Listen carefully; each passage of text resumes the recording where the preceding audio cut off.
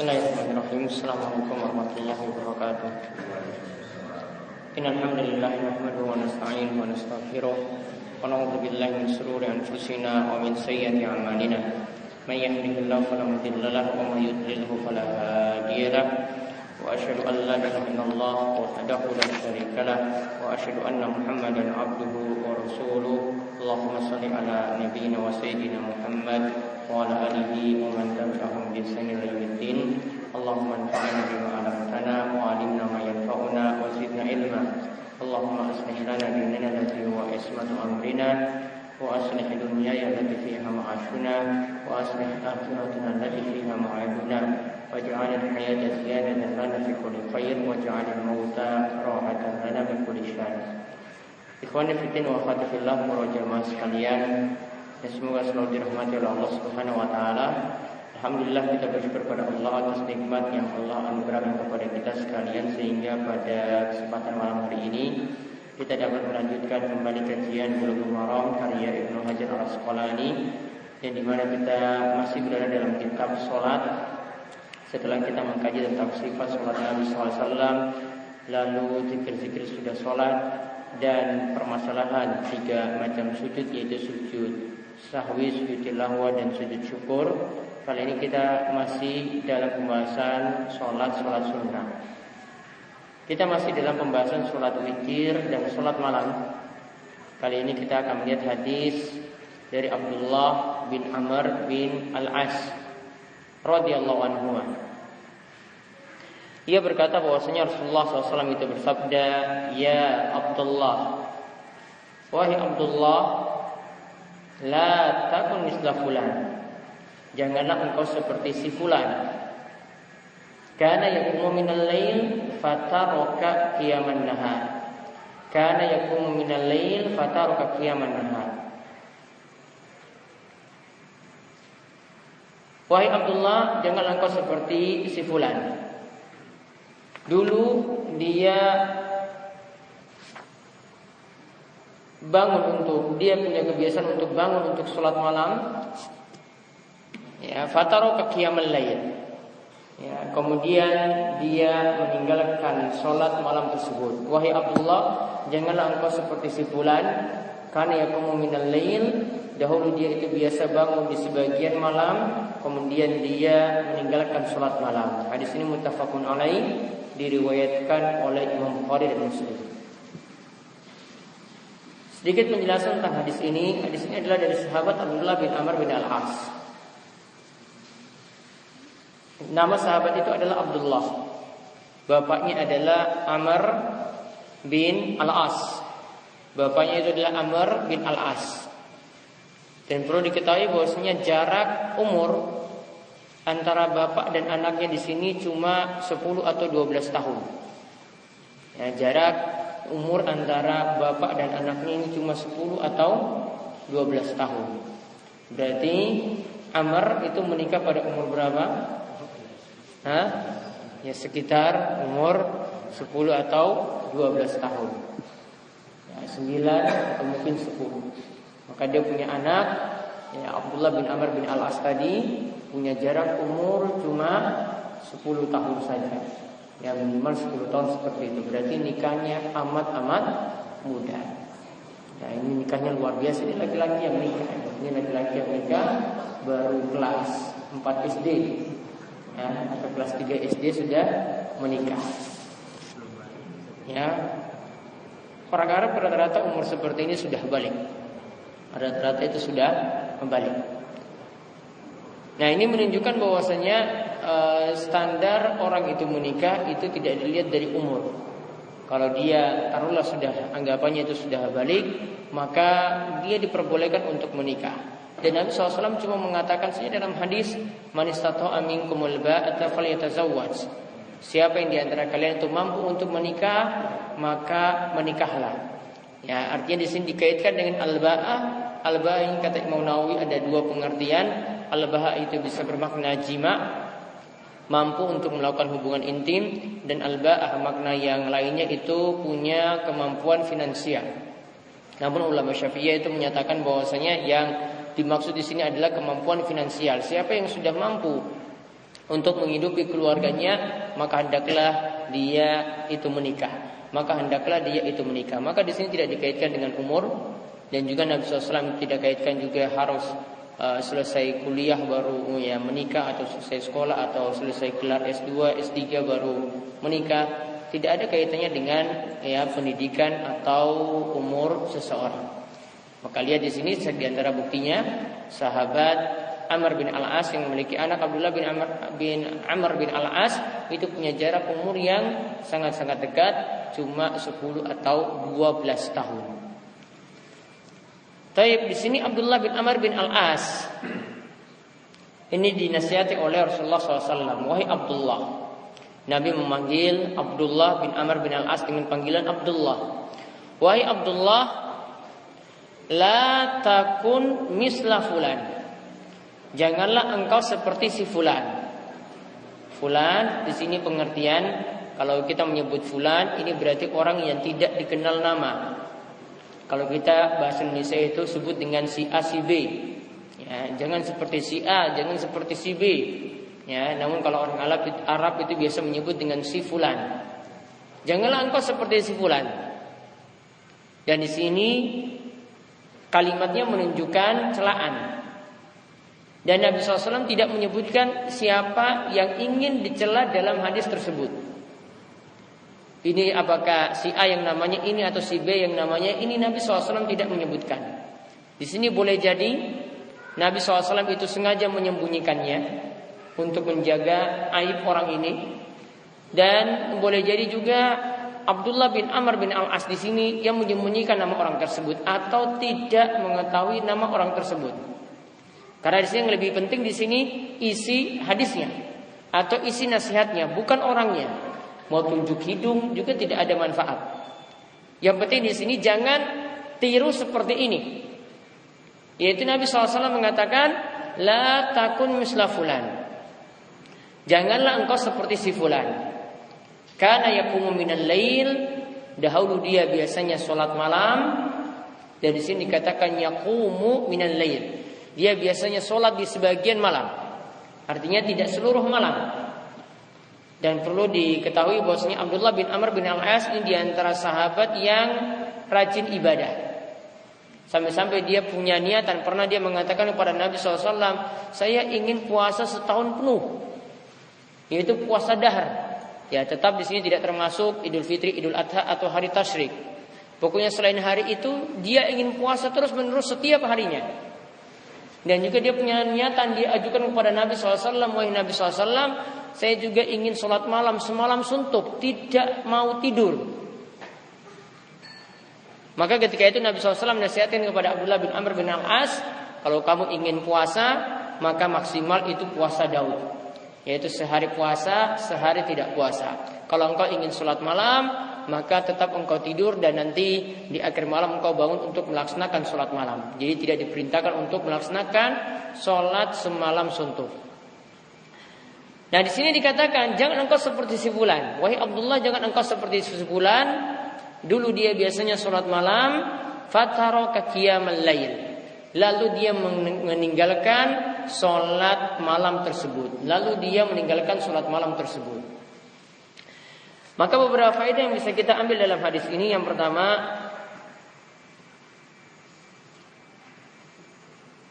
tentang keutamaan sholat malam. Ya, hadis ini menjelaskan tentang keutamaan sholat malam. Karena orang yang meninggalkan sholat malam itu dicela. Namun di sini bukan celaan yang keras. Ya, karena ini adalah amalan sunnah. Ya, amalan sunnah itu tidak mendapatkan celaan yang keras, kecuali dalam amalan-amalan yang wajib. Misalnya Nabi SAW itu menyebut al-bakhilu allazi zukirtu indahu falam yusalli alaih. Ya, kata Nabi SAW, ya termasuk orang yang pelit jika namaku itu disebut di sampingnya, lantas dia tidak berselawat untukku.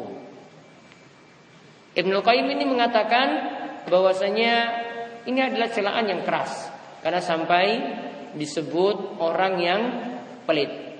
Dan beliau katakan bahwasanya tidak mungkin perkataan ini atau sabda ini ditujukan untuk amalan yang sunnah. Berarti kalau Nabi SAW itu namanya disebut, maka kata Ibnu Al-Qayyim wajib untuk berselawat kepada beliau Shallallahu Alaihi Wasallam.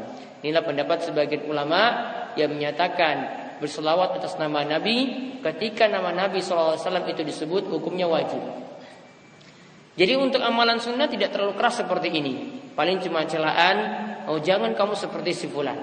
Di sini tidak ada ancaman, oh jangan kamu seperti si fulan, atau dia kena ancaman misalnya tadi disebut orang yang pelit, misalnya orang yang tidak sholat malam. Tidak ada celaan seperti itu, cuma dikatakan jangan seperti si fulan. Maka di sini menunjukkan yang pertama tadi keutamaan sholat malam. Karena orang yang meninggalkan sholat malam itu mendapatkan celaan. Kemudian di sini juga menunjukkan hendaklah setiap amalan berusaha untuk dirutinkan. Hendaklah setiap amalan itu berusaha untuk dirutinkan. Kalau amalan wajib seperti sholat 5 waktu itu jelas. Yang dimaksudkan sini adalah amalan-amalan sunnah. Misalnya sholat sunnah rawatib, misalnya sholat sunnah duha. Bagi ulama yang menganggap boleh merutinkan sholat duha setiap harinya. Begitu juga untuk amalan sholat malam yang kita bahas kali ini. Maka amalan yang terbaik itu jika amalannya itu ajak dirutinkan terus-menerus walaupun jumlahnya itu sedikit.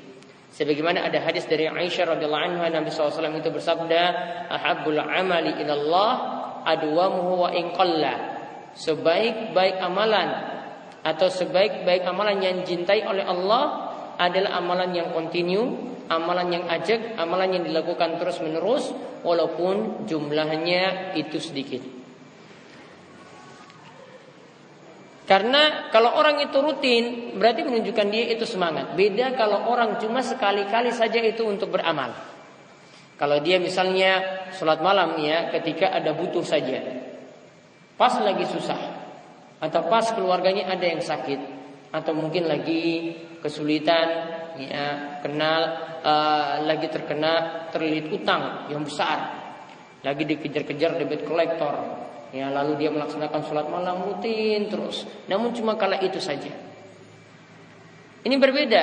Kita tidak bisa menyebut orang yang saat susah seperti ini baru sholat malam ini kita katakan dia itu semangat dalam beribadah atau rajin dalam beribadah. Yang dimaksudkan di sini rajin dalam beribadah ini kalau kita lihat dia tidak berhenti untuk melaksanakan sholat malam. Tadi kebiasaannya adalah melaksanakan sholat malam. Dia punya semangat untuk menjaganya terus. Maka disinilah orang yang dipuji. Orang yang dipuji itu bukanlah orang yang melakukan amalannya itu banyak atau sekaligus langsung banyak. Ya sekaligus misalnya 20 rakaat. Namun amalan yang bagus yang dipuji oleh Allah Subhanahu wa taala dan Rasulnya adalah amalan yang dilakukan secara kontinu, secara rutin walaupun jumlahnya itu sedikit. Jadi misalnya ada yang punya kebiasaan saya sholat malamnya cuma 2 rakaat saja. Kemudian ditutup dengan witir 3 rakaat. Maka ini lebih bagus daripada satu waktu dia bangun ya sampai kerjakan 11 rakaat. Ya itu walaupun itu cuma terjadi dalam satu malam saja. Malam berikutnya tidak ada lagi. Atau ketika dia susah saja baru dia melaksanakan sholat malam, malam berikutnya tidak ada lagi. Amalan yang terbaik adalah kalau dia lakukan kontinu secara rutin. Baik ketika susah ya sama ibadahnya seperti itu, ketika senang pun ibadahnya sama seperti itu. Dan Nabi SAW itu mengatakan, ta'arraf ilallahi firraha ya'rifka fi syiddah. Kenalilah Allah atau beribadahlah pada Allah ketika kalian itu dalam keadaan lapang, maka nanti Allah akan menolongmu dalam keadaan susah. Kalau kita beribadah cuma dalam keadaan susah saja, maka pertolongan mungkin sedikit. Namun kalau kita setiap waktu tidak kenal untuk beribadah, artinya beribadah terus menerus tanpa henti, ya artinya kontinu dalam ibadah, maka pertolongan dari Allah akan senantiasa ya datang kepada kita sekalian. Kemudian faedah yang lainnya lagi, hadis ini menunjukkan celaan bagi orang yang punya kebiasaan rutin lalu dia meninggalkannya. Hadis ini menunjukkan celaan orang yang punya kebiasaan rutin lalu dia meninggalkan ibadah tersebut.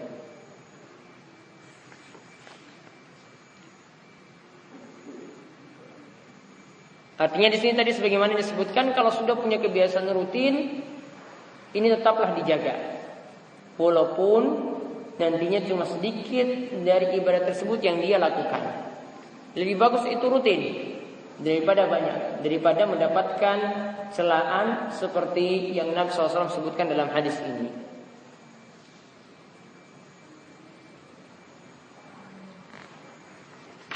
Kemudian hadis yang berikutnya, hadis dari Ali radhiyallahu anhu. Ia berkata bahwasanya Rasulullah SAW itu bersabda. Ini adalah pembahasan salat witir. Kalau tadi kita melihat perintah untuk merutinkan salat malam. Sekarang adalah pembahasan salat witir. Di sini disebutkan oleh Nabi SAW dari Ali bin Abi Thalib radhiyallahu anhu, "Autiru ya ahlal Qur'an, fa innallaha witrun yuhibbul witra." Lakukanlah salat witir wahai ahli Al-Qur'an. Yang dimaksudkan dengan ahli Al-Qur'an di sini kata Syekh Muhammad bin Shalih Al-Utsaimin, ya, ini yang dimaksudkan adalah kaum muslimin. Jadi kalau kita mau terjemahkan, ya, wahai kaum muslimin, lakukanlah salat witir. Jadi bukan khusus untuk orang yang ahli Al-Quran, bukan khusus untuk orang yang hafal Al-Quran, bukan khusus untuk orang yang rajin baca Al-Quran. Namun yang dimaksudkan dengan ahli Al-Quran dalam hadis ini, kata Syekh Muhammad bin Shalih Al-Utsaimin, yang dimaksudkan adalah kaum muslimin secara umum. Maka kalau kita artikan, autiru ya ahlal Quran, wahai kaum muslimin, lakukanlah salat witir. Apa alasannya? Nabi SAW mengatakan fa innallaha witrun, karena Allah itu witir, ganjil. Yuhibbul witra, dan Allah menyukai segala sesuatu yang ganjil, atau Allah itu menyukai ganjil, bilangan yang ganjil. Hadis ini dikeluarkan oleh Al-Khamsah yang 5, yaitu Abu Daud, Tirmizi, Ibnu Majah, An-Nasa'i, dan juga ditambahkan oleh Imam Ahmad. Wassahahu Ibnu Khuzaimah, dan Ibnu Hajar mengatakan hadis ini disahihkan oleh Ibnu Khuzaimah. Maka perintah yang ada di sini autiru, ini maksudnya adalah perintah untuk mengerjakan salat witir. Kemudian di sini disebutkan alasan kenapa kita diperintahkan untuk mengerjakan salat witir.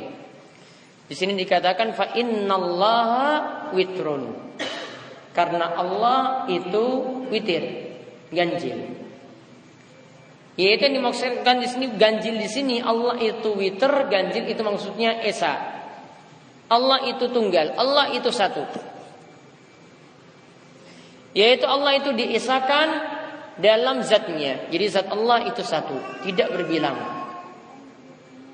Maka ini sekaligus juga membantah orang yang punya pemahaman Allah di mana-mana. Karena kalau menyatakan Allah itu di mana-mana berarti kita melazimkan, ya, atau konsekuensinya kita menyatakan bahwasanya Allah itu lebih daripada satu. Ya, jadi di sini hadis ini menunjukkan kalau Allah itu witir berarti zat Allah itu satu. Ini juga menunjukkan sisi yang lainnya. Jadi ada 4 sisi. Allah itu witir atau Allah itu esa. Dilihat dari 4 sisi. Yang pertama, Allah tadi esa dari sisi zatnya. Jadi zat Allah itu satu. Kemudian yang kedua, Allah itu esa dari sisi sifat rububiyahnya. Yang dimaksudkan dengan sifat rububiyah menurut para ulama adalah Allah itu esa dalam hal mencipta. Jadi tidak ada pencipta selain Allah. Kemudian Allah itu esa juga dalam hal memberi rizki. Jadi tidak ada pemberi rizki kecuali Allah. Kemudian Allah itu esa juga dalam mengatur alam semesta. Jadi 4 hal. Itu Allah itu esa dalam zatnya. Kemudian Allah itu sebagai pencipta satu-satunya. Yang kedua, kemudian yang ketiga, Allah itu pemberi rizki satu-satunya. Dan yang keempat, Allah itu pengatur alam semesta satu-satunya. Maka tidak boleh ada yang menyatakan ada pencipta selain Allah. Ya, tidak boleh ada yang menyatakan ada pencipta selain Allah. Oleh karena itu, dalam suatu hadis Allah itu pernah menantang ada orang yang membuat gambar makhluk bernyawa, diperintahkan untuk meniupkan ruh yang ada di dalamnya. Kenapa diperintahkan untuk meniupkan ruh yang ada di dalamnya? Karena dia menjadi tandingan bagi Allah dalam hal mencipta. Dia gambar, diperintah untuk meniupkan ruh, dia tidak bisa. Berarti di sini dia menyaingi Allah dalam hal mencipta. Kemudian dalam hal memberi rizki, berarti kalau Allah itu pemberi rizki, maka harus yakin bahwasanya Allah satu-satunya yang memberi rizki. Maka tidak boleh seorang itu melakukan cara yang tidak Allah ridhoi, yang tidak Allah tunjuki dalam hal mencari rizki. Maka untuk mendapatkan rizki, tempuhlah cara yang Allah Subhanahu wa taala ridhoi. Jadi mencari rizki bukan dengan cara maksiat. Kemudian yang keempat, Allah itu pengatur alam semesta. Maka tidak boleh ada yang menyatakan di muka bumi ini ada bagian bumi sebelah utara yang dikuasai makhluk tertentu, atau ada suatu tempat yang dikuasai oleh penguasa tertentu, atau ya dia menyatakan bahwasanya di tempat ini ya ini adalah yang menguasainya adalah ya makhluk gaib tertentu. Ya, semua yang menguasainya adalah Allah Subhanahu wa taala. Kemudian yang ketiga, yaitu kita menyatakan Allah itu esa dalam uluhiyahnya. Allah itu esa dalam uluhiyahnya. Tadi yang pertama adalah Allah itu esa dalam zatnya, yang kedua itu Allah esa dalam rububiyahnya, yang ketiga Allah itu esa dalam uluhiyahnya. Yaitu maksudnya hanya Allah satu-satunya yang berhak diibadahi. Tidak boleh ada yang menunjukkan satu ibadah pun kecuali pada Allah. Maka siapa yang menunjukkan suatu ibadah kepada selain Allah, maka dia terjatuh dalam kesyirikan. Kemudian yang keempat, Allah itu esa dalam nama dan sifatnya. Allah itu esa dalam nama dan sifatnya. Artinya di sini hanya Allah satu-satunya yang memiliki sifat yang sempurna. Ya, tidak ada memiliki sifat kekurangan dan tidak ada makhluk yang memiliki sifat sempurna ya seperti Allah Subhanahu wa taala. Walam yakul lahu kufuwan ahad. Tidak ada yang setara ya dengan Allah Subhanahu wa taala sedikit pun. Jadi tidak ada makhluk yang serupa dan setara dengan Allah Subhanahu wa taala. Maka kita lihat Allah itu esa atau Allah itu witir dilihat dari 4 sisi. Yaitu dari sisi zatnya. Yang kedua tadi apa? Rububiyahnya, yang ketiga uluhiyahnya, itu satu-satunya yang berhak untuk diibadahi. Kemudian yang keempat dari sisi nama dan sifat-sifat Allah Subhanahu wa taala dalam asma wa sifat.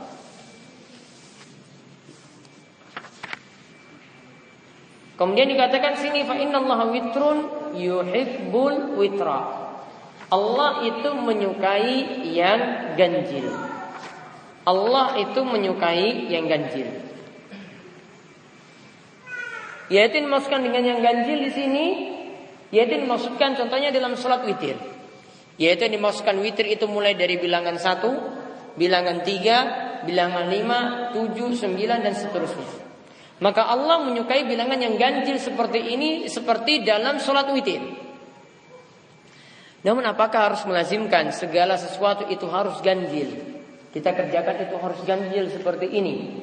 Misalnya dalam hal berpakaian, misalnya dalam hal makan, ya misalnya dalam hal minum. Maka diterangkan oleh Syekh Muhammad bin Shalih Al-Utsaimin yang disebut Allah menyukai yang ganjil jika disebutkan dalam dalil Allah menyukai yang ganjil seperti itu. Artinya jika tidak ada ketetapan harus ganjil, maka kita jangan buat-buat harus ganjil untuk ya perkara atau macam seperti itu. Contoh misalnya yang dia sebutkan, misalnya ada yang ingin makan. Ya, misalnya ada yang ingin makan, apakah harus dia misalnya dia ambil nasi, ya haruskah dia ambil 3 sendok ataukah 1 sendok, pokoknya harus dengan bilangan yang ganjil ataukah boleh cuma ya dengan 2 saja dengan bilangan genap. Jawaban beliau di sini tidak ada kaitannya dengan itu. Contohnya lagi misalnya ya, mengambil kurma misalnya, apakah diharuskan dia itu harus ambil 3 atau ambil 1 atau ambil 5? Kalau dikasih 2 saja, dikasih 4 saja, dikasih genap, maka harus ditambahkan jadi ganjil. Jawaban beliau, tidak melazimkan seperti itu. Jadi apa yang dikatakan Allah itu menyukai yang ganjil, ini sesuai dengan dalil. Jadi jika dalam dalil itu disebutkan bahwasanya bilangan ganjil seperti ini Allah sukai, nah kita kalau melakukannya seperti itu maka disukai juga oleh Allah. Seperti sholat witir.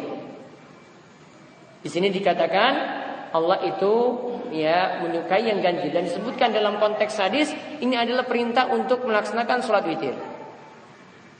Berarti ini menunjukkan bahwasanya sholat witir yang dimaksudkan di sini inilah yang dipuji. Ya, sholat witir yang dilakukan di sini ini berartilah yang dipuji, yaitu yang bilangannya itu ganjil, karena sudah ada ketetapannya. Ya, karena sudah ada ketetapannya seperti itu. Dan ini jadi dalil juga bahwasanya sholat witir itu bukanlah sholat yang genap. Maka nanti kalau kita lihat dalam pembahasan dua hadis lagi kita sebutkan setelah ini, kalau misalnya ada yang sudah melaksanakan sholat witir sebelum tidur, dan aturannya untuk sholat witir boleh dikerjakan sebelum tidur dan boleh dikerjakan setelah bangun tidur. Misalnya ada yang sudah mengerjakan sebelum tidur, maka kalau dia bangun lagi, ternyata bangun lagi di tengah malam atau bangun lagi di sepertiga malam terakhir, apakah boleh lagi dia mengerjakan sholat witir? Jawabannya tidak. Kenapa? Karena kalau tadi sudah tutup sholat witir, kalau ditambahkan dengan witir lagi jadi genap. Padahal itu untuk witir itu jumlahnya ganjil. Nah, jadi sholat witir itu jumlahnya ganjil. Kalau dia tambah lagi, witir dia kerjakan sebelum tidur, kemudian di akhir malam dia kerjakan lagi sholat witir, maka jumlahnya jadi genap. Maka tidak seperti yang diperintahkan dalam hadis ini, autiru ya ahlal Quran, ya, hendaklah kalian wahai kaum muslimin mengerjakan sholat witir. Tidak lagi sesuai dengan konteks yang Nabi SAW itu maksudkan. Kemudian hadis yang berikutnya lagi adalah hadis dari Ibnu Umar radhiyallahu anhu dari Nabi SAW. Ia mengatakan, ini tentang waktu pelaksanaan sholat witir, atau penjelasan sholat witir itu jadi penutup sholat malam. Nabi SAW itu mengatakan dalam hadis Ibnu Umar, ij'alu akhir sholatikum bil laili witran. Jadikanlah akhir sholat malam kalian dengan sholat witir. Jadikanlah penutup sholat malam kalian dengan sholat witir.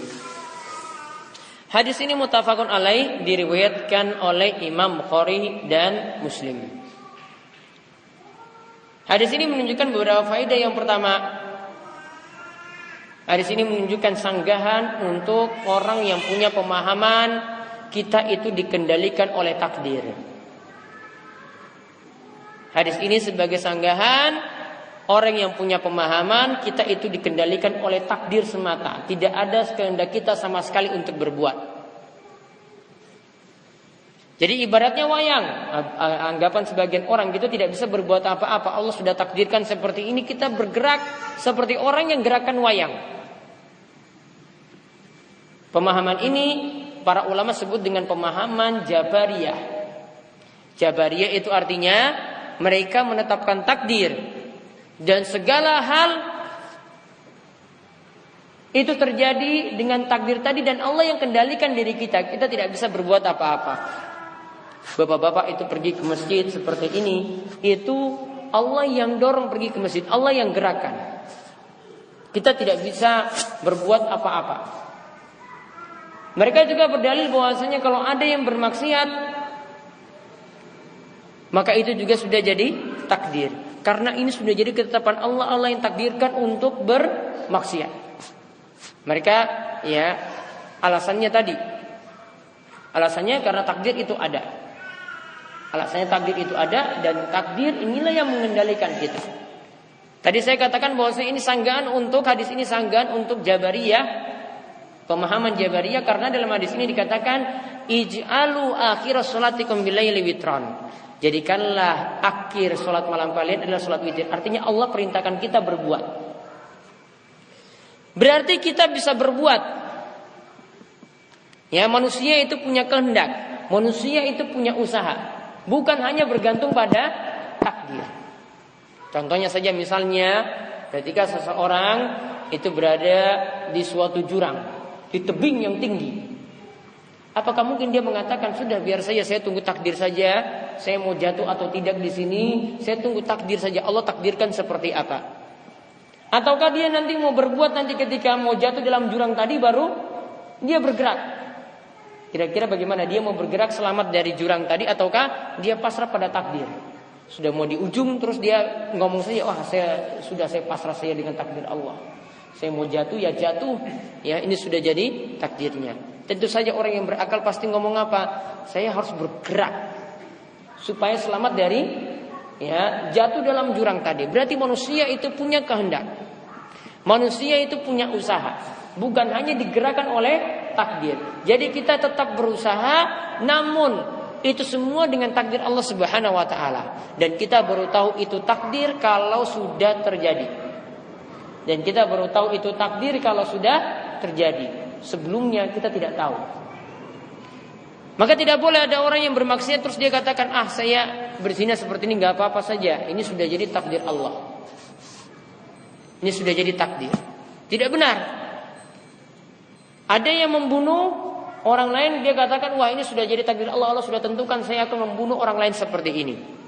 Maka kita bisa jawab gampang. Kalau dia dikenakan hukuman had, dikenakan hukuman eksekusi mati, kita katakan bahwasanya kamu membunuh, dan saya juga dengan takdir Allah juga harus membunuhmu. Ini juga dengan takdir Allah juga harus membunuhmu. Kalau dia katakan ini takdir, saya bunuh orang lain itu takdir, kita juga katakan apa? Saya sekarang jotos kamu atau saya sekarang bunuh kamu, ini juga dengan takdir. Jadi kalau mau lawan-lawan logika ya seperti itu. Artinya pemahaman seperti ini adalah pemahaman tidak benar. Hadis ini menyatakan kita harus bergerak, kita harus berusaha, kita harus lakukan sebab, bukan hanya pasrah pada takdir. Karena dikatakan ij'alu akhir salatikum. Jadikanlah penutup salat malam kalian adalah salat witir. Kemudian di sini menunjukkan bahwasanya salat witir hendaklah jadi penutup salat malam. Salat witir itu hendaklah jadi penutup salat malam.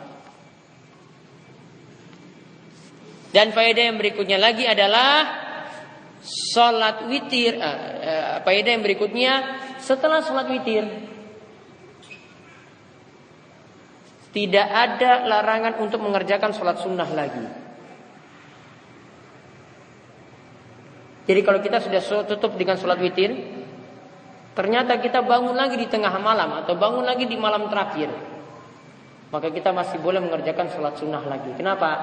Karena dalam hadis ini cuma dikatakan jadikan akhir sholat malam kalian adalah sholat witir. Tidak dikatakan jangan sholat sunnah lagi setelah sholat witir. Pernyataannya berbeda. Jadi satu tadi katakan apa? Akhir sholat malam kalian adalah sholat witir. Pernyataan yang lainnya, seandainya di sini Nabi SAW tidak menyebutkan seperti ini. Jangan kerjakan sholat sunnah lagi setelah sholat witir. Ini tidak dikatakan oleh Nabi. Maka hadis tadi kalau kita katakan jadi akhir penutup sholat malam, ini maksudnya kalau kita kerjakan sholat malam di akhir malam, hendaklah kita tutup dengan sholat witir. Namun seandainya para jamaah misalnya kerjakan sholat witir sebelum tidur, maka tetap di akhir malam masih bisa lagi sholat malam, namun dengan catatan tidak ditutup witir lagi. Dengan catatan tidak ditutup witir lagi. Kenapa? Nanti kita lihat pada hadis berikutnya.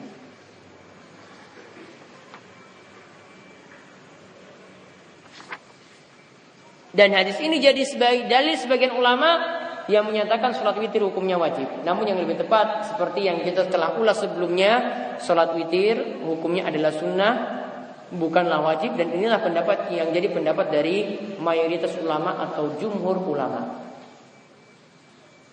Nah kita kembali tadi, kenapa kalau kita sudah sholat malam, sholat witir sebelum tidur, ketika kita bangun lagi di akhir malam tidak witir lagi 2 kali? Lihat hadis yang ada berikutnya, yaitu hadis dari Talaq bin Ali radhiyallahu anhu. Ia berkata, sami'tu Rasulullah SAW yaqul, aku mendengar Rasulullah SAW bersabda, La witrani fi lailatin. Tidak ada 2 witir dalam satu malam.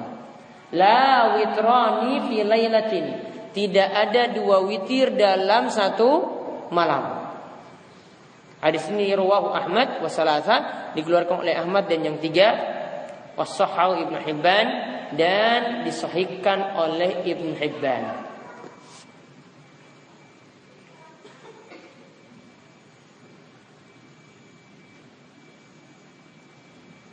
Yang dimaksudkan dikeluarkan oleh yang 3 di sini adalah Abu Dawud, Tirmidzi dan An-Nasa'i.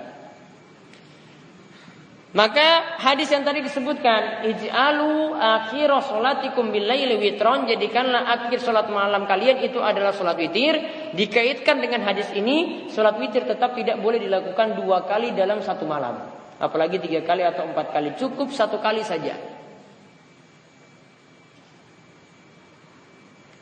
Dan hadis ini juga membantah sebagai sanggahan pada sebagian ulama yang katakan, jika misalnya kita sudah sholat witir sebelum tidur dengan rakaat yang ganjil, ya, mereka menyatakan bahwasanya kalau bangun lagi di malam hari, witirnya dijadikan genap. Berarti ditambahkan 1 rakaat. Kalau dia dijadikan genap, lalu lakukan lagi sholat malam lagi, baru ditutup witir lagi. Pendapat ini tidaklah tepat. Kenapa? Ya, tidak ada perintah dari Nabi SAW kerjakan ya sholat witir tadi. Kalau kita bangun lagi di akhir malam diperintahkan seperti itu, tidak ada. Dan ini juga jadi sanggahan bahwasanya 3 ditambah 1 tadi berarti kan sudah 2 kali witir, bertentangan dengan hadis ini. Karena diperintahkan jangan 2 kali witir dalam 1 malam. Oleh karena itu pendapat tersebut tidaklah tepat. Jadi intinya kita boleh kerjakan sholat witir sebelum tidur atau sesudah tidur, ya. Yang penting belum masuk subuh. Namun kalau dikerjakan sebelum tidur, maka jangan jadikan sholat witir ini 2 kali dalam 1 malam. Biar menjalankan isi hadis ini. Ya, biar menjalankan isi hadis ini. Ini demikian yang bisa kami sampaikan untuk kesempatan kali ini. Ya, sebelum kami tutup ada yang ingin ditanyakan, monggo.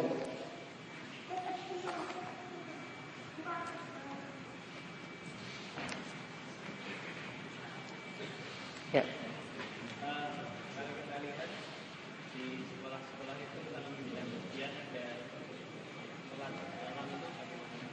Di sekolah menjelang ujian itu ada sholat malam berjamaah.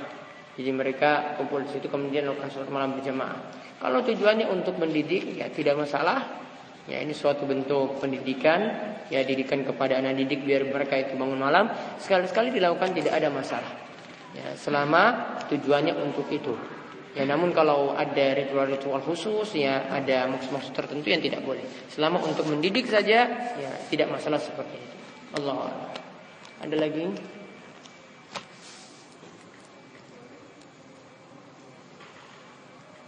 Baik, tidak ada kita cukupkan sekian, mudah-mudahan bermanfaat. Nanti insyaallah pada kesempatan berikut kita masih lanjutkan lagi tentang pembahasan sholat-sholat sunnah yang lainnya. Subhanakallahumma bihamdika, asyhadu an la ilaha illa anta, astaghfiruka wa atubu ilaik. Assalamualaikum warahmatullahi wabarakatuh. Waalaikumsalam.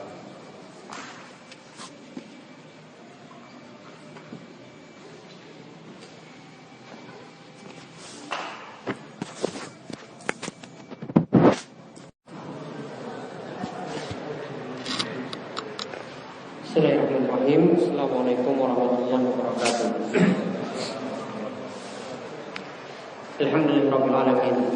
Hamdan katsiran thayyiban mubarakan fihi kama yuhibbu rabbuna wa yarda. Wa asyhadu an la ilaha illallah wahdahu la syarika lah wa asyhadu anna Muhammadan 'abduhu wa rasuluh. Allahumma shalli ala nabiyyina wa sayyidina Muhammad wa ala alihi wa man tabi'ahum bi ihsan ila yaumiddin. Allahumma anfa'na bima 'allamtana wa 'allimna ma yanfa'una wa zidna 'ilma. Allahumma inna nas'aluka 'ilman nafi'an wa rizqan thayyiban wa 'amalan mutaqabbalan.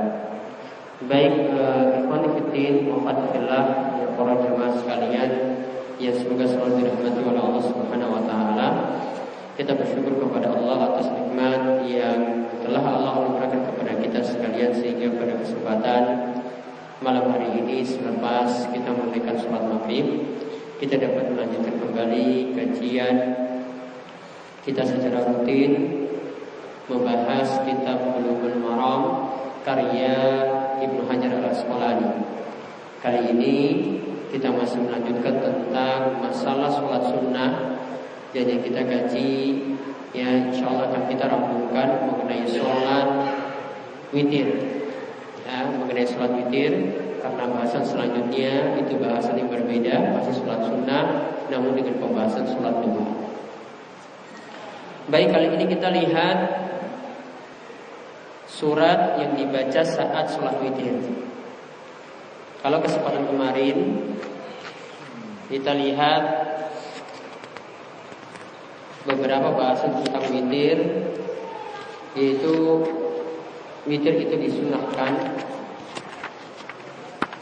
kemudian disunahkan witir itu jadi penutup sholat malam, dan witir itu tidak boleh dalam satu malam itu ada 2 kali. Itu yang terakhir kita bahas dari hadis Talaq bin Ali.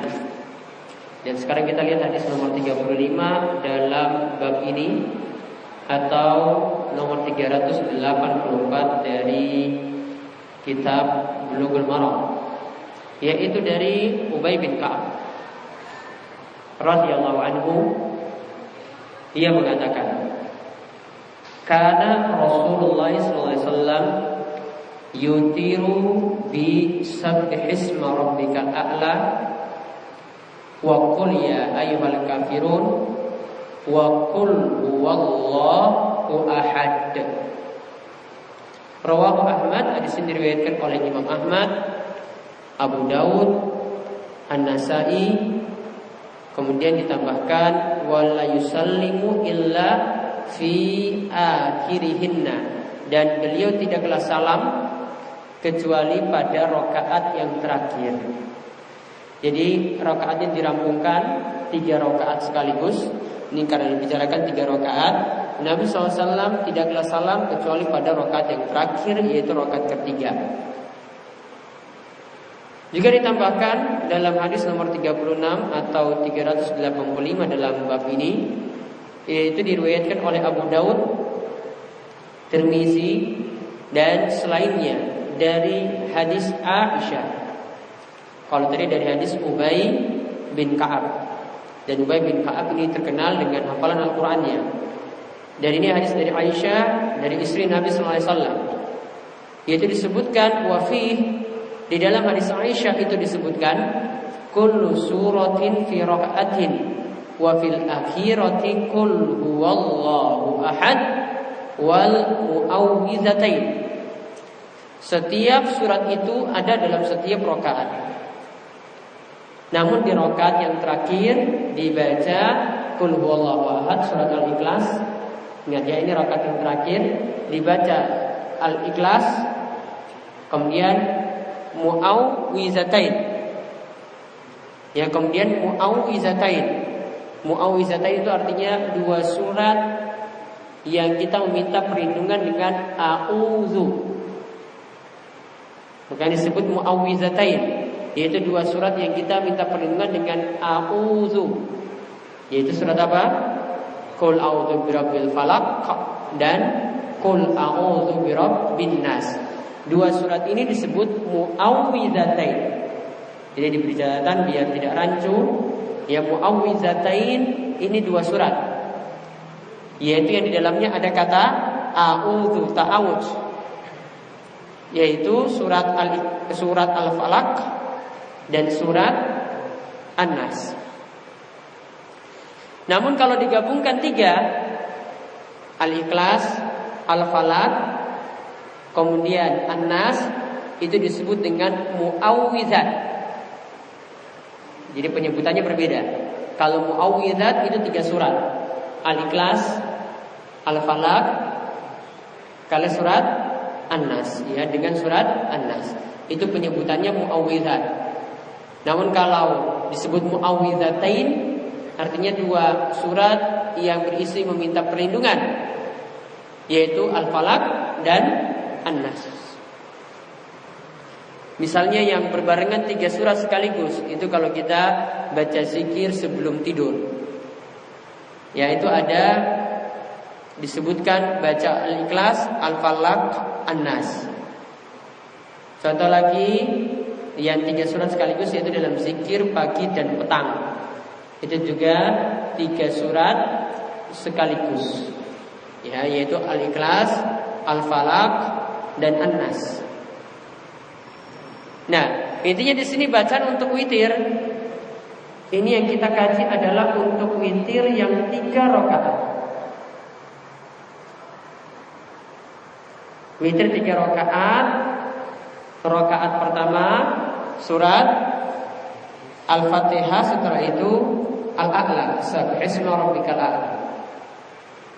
Kemudian rakaat yang kedua surat Al-Fatihah, setelah itu surat Al-Kafirun, Qul ya ayyuhal kafirun. Kemudian rakaat yang ketiga setelah Al-Fatihah surat Al-Ikhlas. Untuk hadis yang pertama, hadisnya sahih. Sedangkan hadis yang kedua yang menyebutkan baca surat Al-Ikhlas, Al-Falaq, An-Nas, hadisnya dhaif menurut kebanyakan ulama.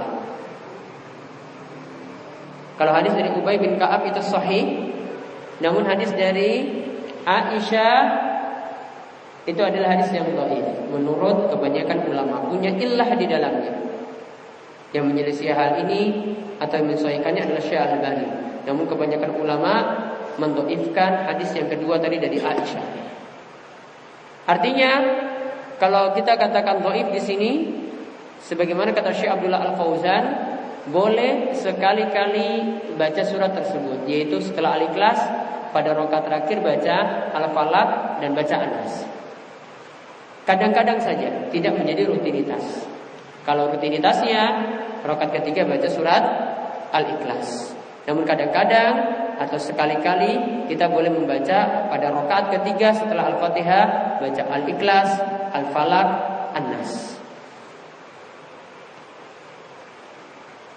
Nah, faedah yang kita ambil tadi sudah kita sebutkan, disyariatkannya membaca 3 surat tersebut dalam sholat witir yang 3 rakaat.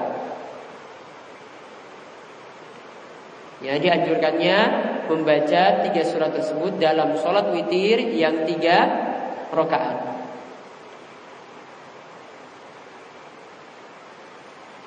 Kemudian hadis ini juga menunjukkan yang kedua,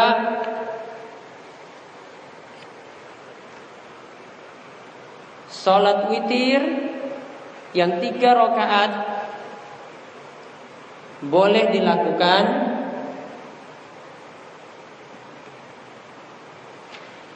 dengan cara sekali salam. Sholat witir yang 3 rakaat boleh dilakukan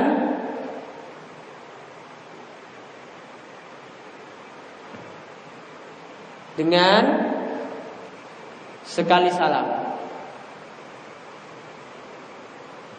Namun juga boleh memilih 2 rakaat salam,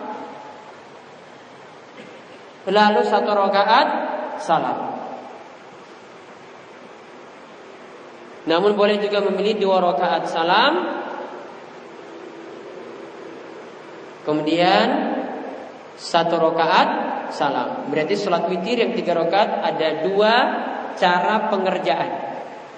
Ya, sholat witir yang 3 rakaat sekali lagi ada 2 cara pengerjaan. Yang pertama, yang tadi, ini sebagaimana dalam hadis Ubay bin Ka'ab, yaitu kerjakan 3 rakaat sekaligus kemudian salam. Kemudian cara yang kedua, ini berdasarkan hadis yang kita sudah bahas sebelumnya, sholatul laili masna-masna. Sholat malam itu 2 rakaat salam, 2 rakaat salam. Berarti kita lakukan 2 rakaat salam dulu, baru setelah itu 1 rakaat salam. Nah, itu juga boleh dilakukan seperti itu.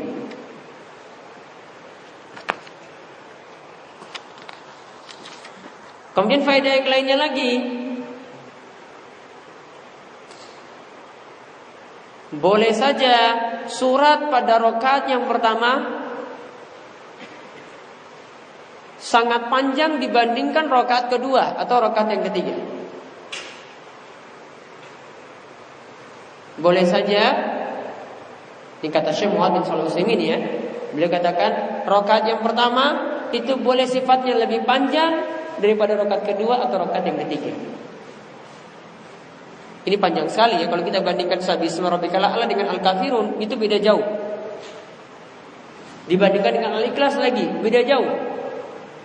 Ini lebih panjang daripada itu. Maka kalau ada yang mau sholat dia rakaat yang pertama itu baca surat lebih panjang sekali, mungkin 3 kalinya dari rakaat yang kedua, dibolehkan.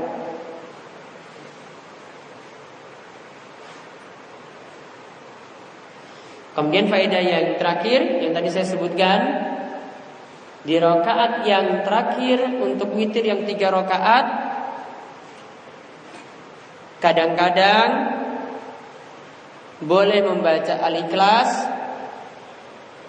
Al-Falaq, dan An-Nas.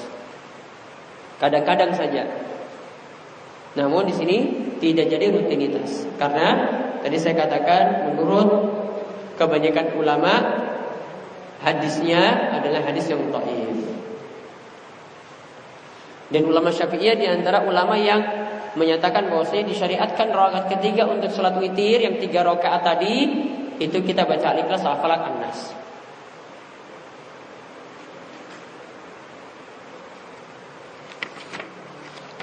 Nah itu untuk bacaan yang dibaca. Artinya di sini para jamaah sekalian, berarti untuk salat-salat tertentu ada bacaan-bacaan khusus. Artinya boleh kita rutinkan seperti itu. Kemarin seperti kita bahas ketika bahas salat sunnah fajar. Apa yang dibaca dalam salat sunnah fajar? Al-Kafirun sama Al-Ikhlas. Surat tertentu diajarkan oleh Nabi SAW. Artinya Nabi SAW rutinkan seperti itu, dan kita boleh rutinkan seperti itu pula. Begitu juga untuk salat witir yang kita temukan saat ini. Boleh kita rutinkan membaca Sabbihisma rabbikal a'la pada rakaat pertama, lalu Al-Kafirun pada rakaat yang kedua, lalu Al-Ikhlas pada rakaat yang ketiga. Nah sekarang kita lihat hadis yang berikutnya, yaitu dari Abu Sa'id Al-Khudri tentang masalah ini. Ada 3 hadis nanti akan dibicarakan. Ini tentang masalah qada salat witir. Namun terlebih dahulu nanti beliau bahas salat witir itu batasan akhirnya ketika terbit fajar subuh. Artinya selepas itu, ya selepas sudah masuk subuh, maka tidak ada lagi salat witir. Nah sekarang gimana kalau yang telat salat witir padahal punya kebiasaan, bolehkah dia mengqadanya? Nanti akan dibahas dalam 3 hadis. Terlebih dahulu beliau terangkan batas akhir salat witir. Nanti ada 1 hadis lagi akan beliau sebutkan. Namun tujuan beliau membahas hadis ini seperti itu, yaitu dalam hadis 37 atau 386, yaitu dari Abu Sa'id Al-Khudri radhiyallahu anhu, bahwasanya Nabi sallallahu alaihi wasallam qala, Nabi SAW itu bersabda, autiru qabla an tusbihu. Lakukanlah salat witir sebelum masuk subuh, sebelum kalian mendapati subuh. Rawahu Muslim. Hadis ini diriwayatkan oleh Imam Muslim.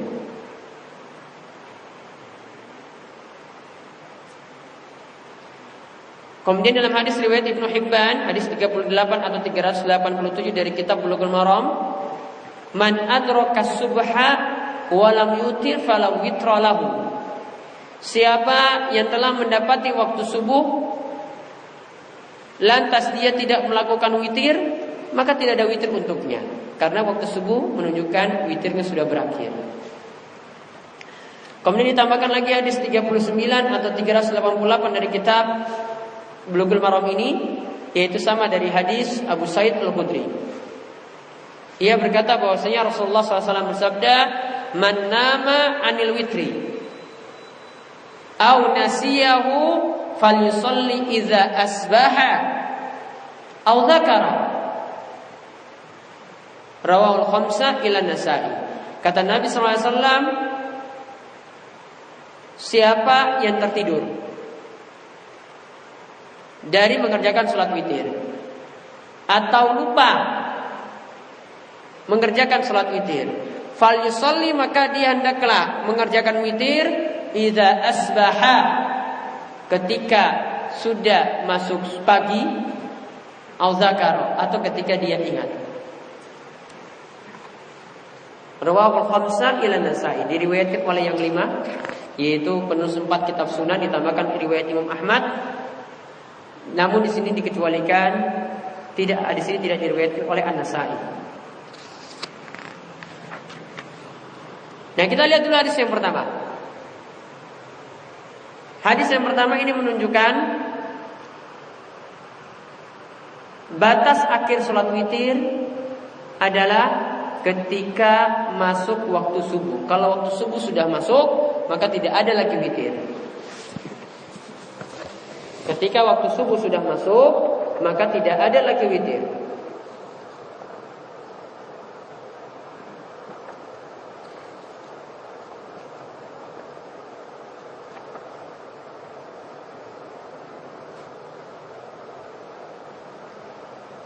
Kemudian faedah yang kedua,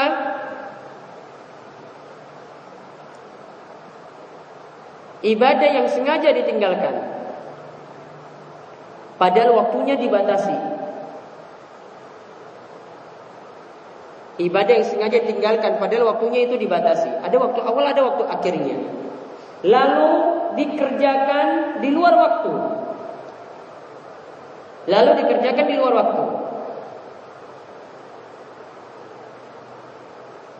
Maka ibadah itu tidak sah.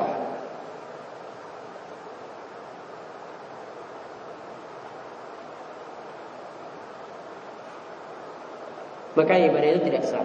Ini kaidah yang perlu diperhatikan. Ini kaidah yang sangat bagus sekali dari Syekh Muhammad SAW. Beliau tekankan ibadah yang punya batas waktu. Salat zuhur punya batas waktu. Ibadah yang punya batas waktu ini, jika waktunya itu sudah habis, ya, maka tidak boleh lagi mengerjakan di luar waktunya.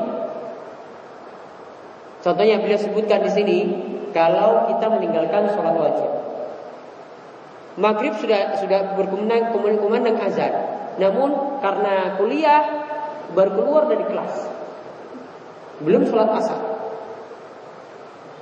maka bolehkah kita kerjakan sholat asar tadi di waktu maghrib? Alasannya cuma karena kuliah, atau mungkin alasannya karena baru keluar kerja.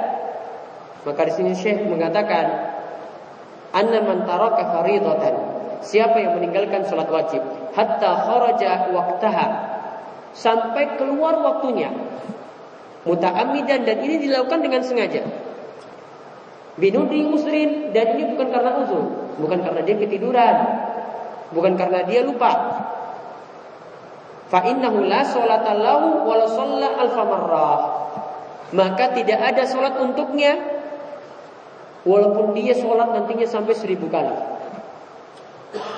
Seandainya dia mau kerjakan sholat tadi, aduh saya lupa sholat asar, saya kerjakan saja banyak kali lah biar Allah itu maafkan saya, tidak bisa, karena dia sudah kerjakan di luar waktu, tidak dianggap, karena waktunya sudah dibatasi. Ada waktu awal, ada waktu akhir.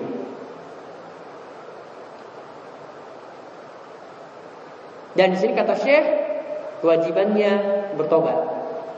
Bertobat berarti tidak boleh diulangi lagi seperti itu. Bertekad tidak mau mengulanginya lagi. Dia tidak bisa menggantinya walaupun dengan 1000 kali sholat, karena sudah meninggalkannya dengan sengaja. Kemudian faedah berikutnya, nah ini sama dengan riwayat Ibnu Hibban tadi, maknanya seperti yang kami sebutkan. Intinya, orang yang mengerjakan sholat di luar waktu ada 2 macam. Orang yang mengerjakan sholat di luar waktu ada 2. Yang pertama, ketika tidak ada uzur, ketika tidak ada alasan,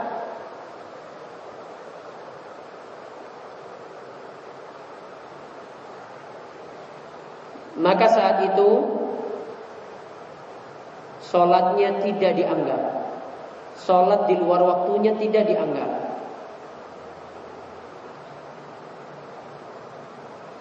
Jadi kalau dikerjakan sholat maghrib tadi, sholat asar tadi di waktu maghrib, sholatnya tidak dianggap. Kalau dia kerjakannya tanpa uzur. Namun yang kedua, jika mengerjakan sholat yang di luar waktu tadi karena ada uzur,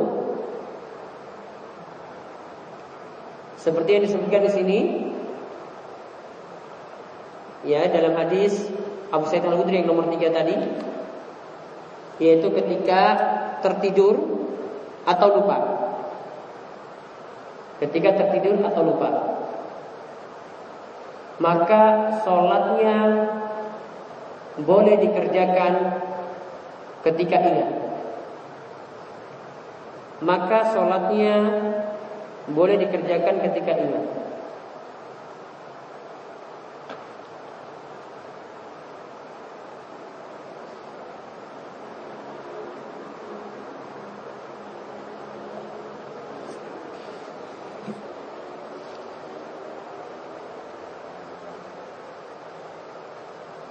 Jadi tadi misalnya sholat asar, ya dia datang balik ke kos, balik ke asramanya, ternyata ya langsung ketiduran. Jam 2 dia tidur. Asar kebablasan karena tidur sampai jam 6. 6 bangun, ya asar belum dikerjakan. Dan ketika itu dia mengerjakan sholat asar walaupun di waktu maghrib. Ya dia kerjakan sholat asar walaupun di waktu maghrib. Begitu juga kalau ya karena kesibukannya misalnya ada tugas di kantor atau ada pekerjaan kuliah misalnya, ya karena sibuk-sibuk terus dia perasaan sudah sholat asar. Namun ketika waktu maghrib baru ingat, ya Allah ini saya belum sholat asar sama sekali. Maka ketika dia ingat tadi, lalu dikerjakan sholat asar. Nah sekarang khusus untuk sholat witir, bagaimana sholat witir? Apakah kita perlu mengqadha'nya? Maka kalau kita lihat dari hadis Abu Sa'id diterangkan seperti itu, namun hadis ini ya sebagian ulama mensahihkannya, namun hadisnya masih umum. Yang hadis nomor 3 tadi yang kita bahas. Sedangkan ada hadis dari Aisyah. Ini perhatikan hadis dari Aisyah,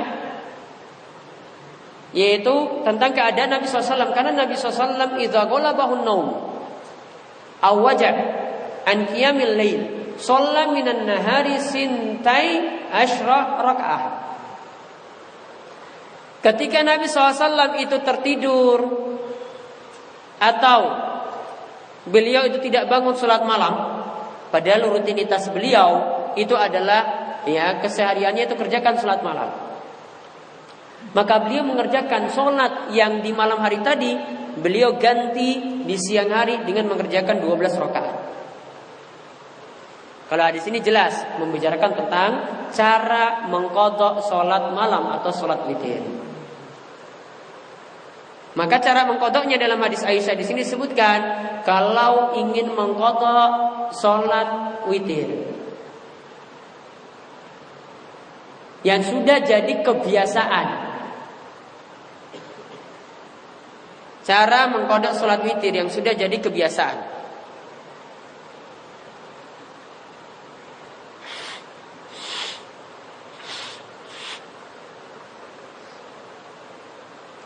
adalah dengan membuat rakaat witir tadi jadi genap.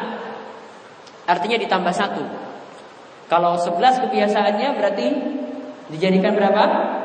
12. Kalau kebiasaannya 9 dijadikan 10. Kalau kebiasaannya 3 jadikan 4. Maka dia kerjakan yang biasa di malam hari tadi, yang ganjil, dia buat jadi genap di pagi hari. Karena tata caranya kita tidak mengerjakan witir lagi di siang hari. Tidak ada rakaat ganjil di siang hari, yang ada rakaat genap. Sehingga sholat di malam hari tadi dibuat jadi genap. 11 dijadikan 12. 9 dijadikan 10. Atau 3, kebiasaannya 3 dijadikan 4.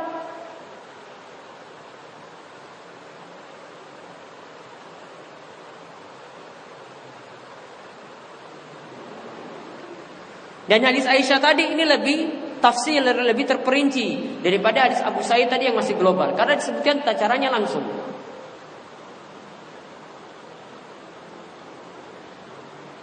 Namun ini terjadi ketika kapan? Orang itu tadi ketiduran atau lupa dan itu sudah jadi kebiasaan.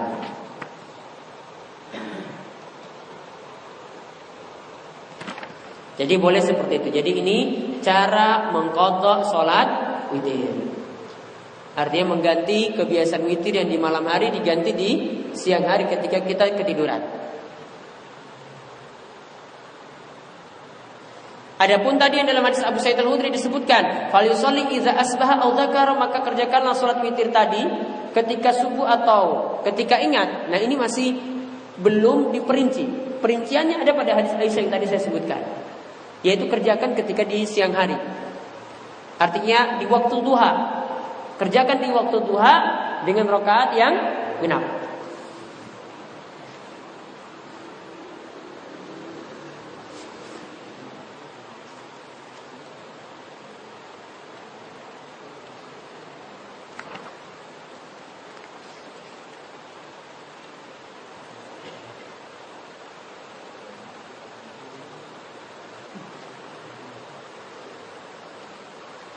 Lalu cara pengerjaannya tadi kalau dibuat jadi genap, kerjakan 2 rakaat salam, 2 rakaat salam.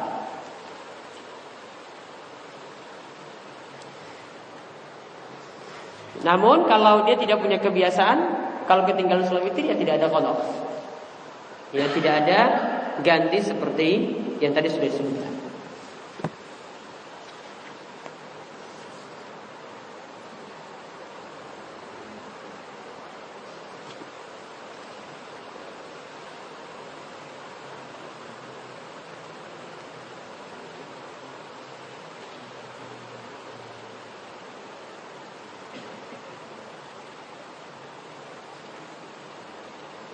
Namun di sini diberi catatan ini tidak bisa diterapkan untuk sholat wajib yang tadi saya sebutkan kaidahnya. Ya, karena kalau sholat witir ada dalilnya. Kalau sholat wajib suruh qadha misalnya. Ya kalau ketiduran memang qadha seperti itu, yaitu kerjakan ketika ingat. Namun ini kalau meninggalkannya dengan sengaja. Tadi saya bilang ya misalnya orang sengaja kerja terus sampai maghrib asar belum kerja.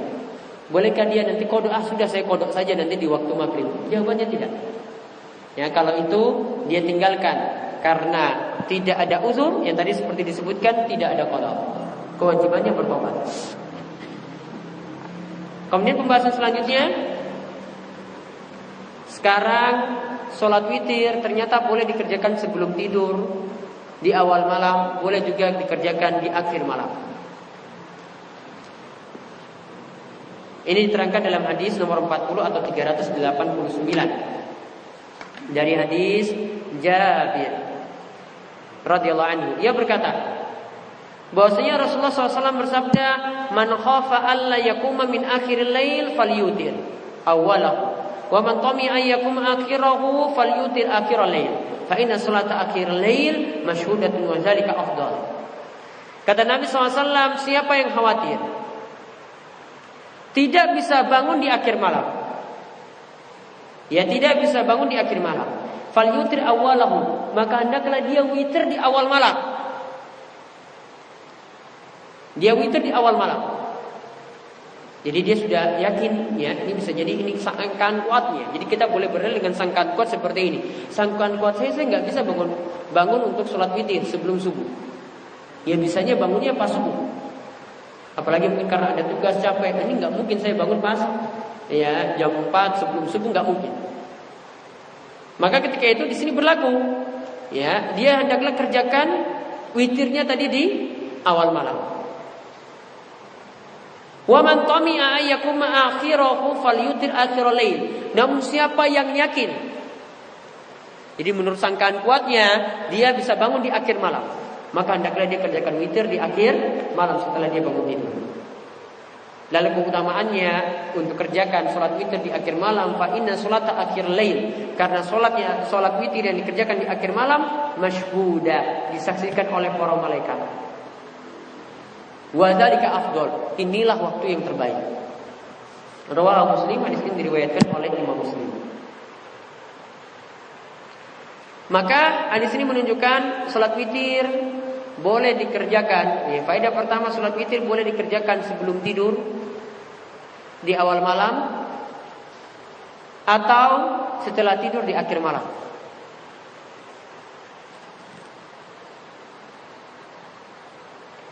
Salat witir boleh dikerjakan sebelum tidur di awal malam atau setelah bangun tidur di akhir malam. Dan Rasulullah SAW itu pernah mewasiatkan kepada Abu Hurairah untuk mengerjakan witir sebelum tidur. Nabi katakan kepada Abu Hurairah itu mengatakan bahwasanya Rasulullah SAW itu mewasiatkan kepadaku 3 hal, di antaranya an utira qabla an anam. Aku berwitir sebelum tidur. Ini disebabkan kata para ulama karena kebiasaan Abu Hurairah pada malam hari itu murajaah hadis. Ya, mengulang-ulang hafalan hadis di awal malam. Sehingga sulit untuk bangun untuk kerjakan sholat witir di akhir malam. Maka dia kerjakan witir sebelum tidur.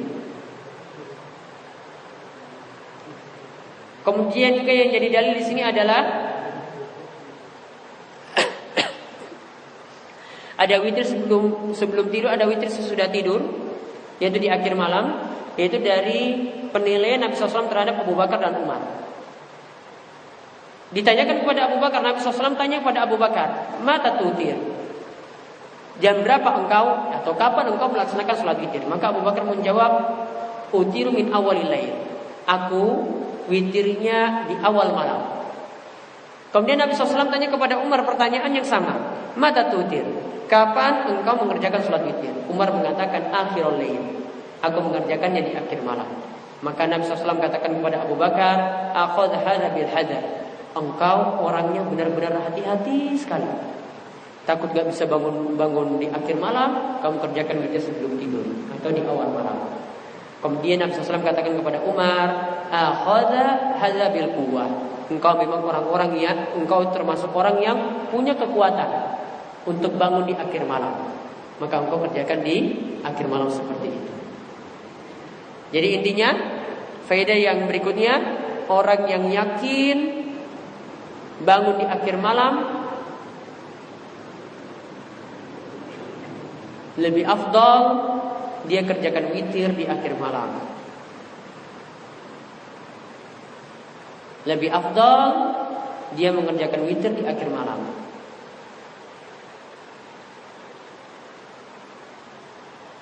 Faedah yang berikutnya lagi, sholat malam itu disaksikan oleh para malaikat.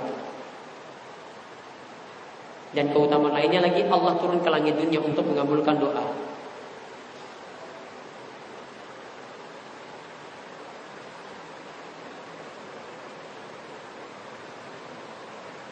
Dan juga faedah yang berikutnya lagi, sholat witir di akhir malam, itulah yang disebut tahajud. Karena pengertian tahajud itu adalah sholat malam setelah bangun tidur. Ya, sholat tahajud itu sholat malam yang dikerjakan setelah bangun tidur. Tahajud itu maknanya bangun tidur. Jadi kalau sholat witir dikerjakan di akhir malam setelah bangun tidur, nah itu namanya tahajud.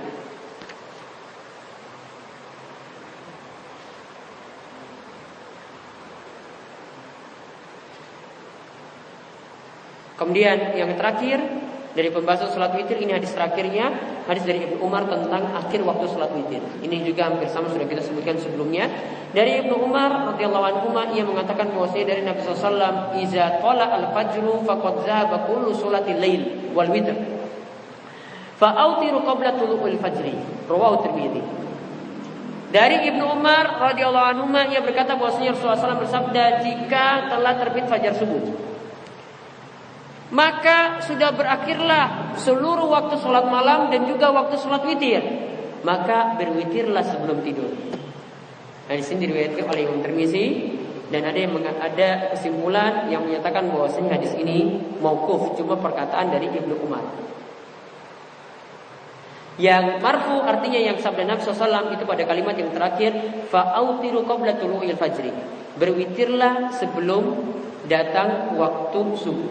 Ini sama dengan kesimpulan yang sebelumnya, batas akhir sholat witir ketika datang sholat subuh.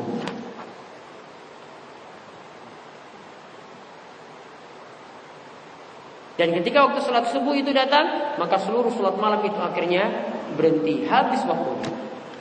Dan insya Allah pada pertemuan berikutnya kita kaji mengenai sholat duha.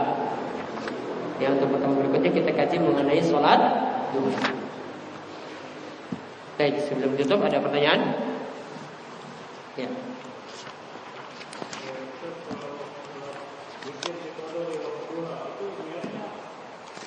Witir dikodok di waktu duha. Niatnya boleh dengan niat kodok sholat malam, boleh juga niatnya dengan sholat duha. Ada lagi? Ya.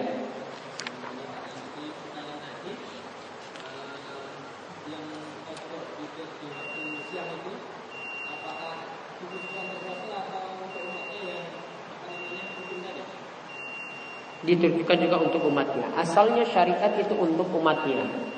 Ketika ditujukan untuk Rasul jika ada dalil pengkhususan. Ini tidak ada dalil pengkhususan.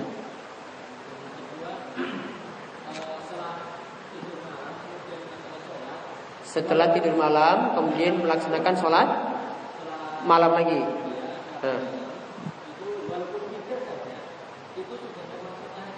Sudah termasuk tahajud. Ya, itu sudah termasuk tahajud. Dan Ibnu Taimiyah itu mengartikan ayat inna nasyi'atal laili asyaddu wa ta'awwaqu wa mukila. Sesungguhnya namanya sholat setelah bangun tidur itu lebih sulit untuk kerjakan dan wa mukila, ya, walaupun nanti jumlahnya yang dikerjakan di situ adalah jumlah yang sedikit. Jadi itu sudah disebut tahajud. Tahajud pengertiannya sholat yang dikerjakan setelah bangun tidur malam. Dan lebih utama dikerjakan di akhir malam. Ada lagi? Ya.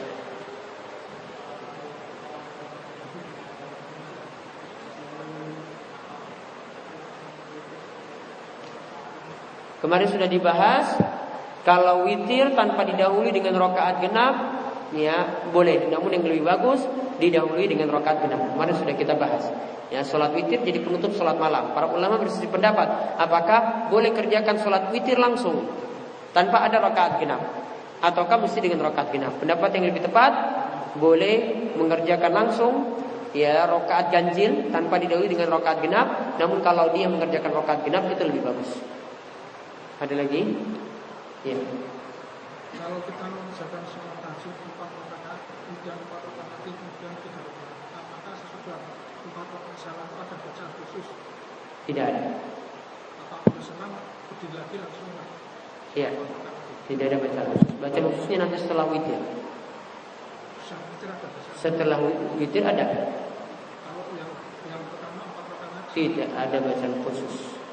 Zikirnya bebas, jangan dikhususkan. Kalau dikhususkan malah jadi tidak ada tuntunan. Berarti itu salam langsung berdiri lagi. Mau santai-santai dulu, ya, tunggu dulu, ngopi dulu, nggak masalah. Bebas. Sholat malam itu bebas, santai. Jangan terlalu anggap ini saya harus lanjut lagi. Enggak, santai. Apalagi kalau sudah sepuh gitu, mau paksa lagi, sudah saya santai dulu, ngopi dulu, terus lanjut lagi. Santai aja, anggap seperti hiburan aja sholat malam sudah. Kalau kita paksa untuk zikir tertentu, capek coba. Capek. Zikir seperti ini lama lagi, disuruh berjamaah lagi, capek seperti itu. Kalau kita santai, kalau untuk amalan sunnah beda dengan amalan wajib. Amalan sunnah kita lebih santai. Wong kita kalau sholat sunnah saya ada keperluan kita membatalkan, ya batalkan. Lebih santai, lebih fleksibel kita kerjakan. Tidak terlalu dikekang dengan waktu cara seperti sholat wajib. Tidak. Ada lagi? Baik, itu saja yang kita sampaikan. InsyaAllah untuk pertemuan berikut kita lanjutkan dengan pembahasan sholat sunnah duha. Subhanakallahumma bihamdika asyhadu an la ilaha illa anta astaghfiruka wa atubu ilaik. Assalamualaikum warahmatullahi wabarakatuh.